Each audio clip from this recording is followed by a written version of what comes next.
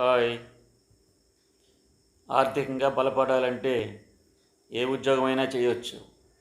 కానీ ఈ దేశం బాగుపడాలి అంటే వ్యవసాయం చెయ్యాలి. తప్పకుండా వ్యవసాయమే చెయ్యాలి. ఈ భూమి మీద బతికే ప్రతి జీవికి ఒక్క రైతే ఆహారం పెట్టగలడు. ఎన్ని డబ్బులున్నా, ఎన్ని ఆస్తులున్నా, ఎంత పేరు ప్రత్యక్షలున్నా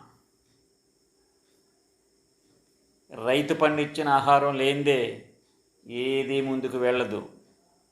అవునా కాదా?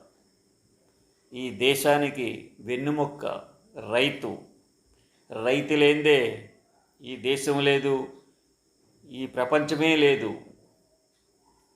అవును కదా? రైతును గౌరవించండి.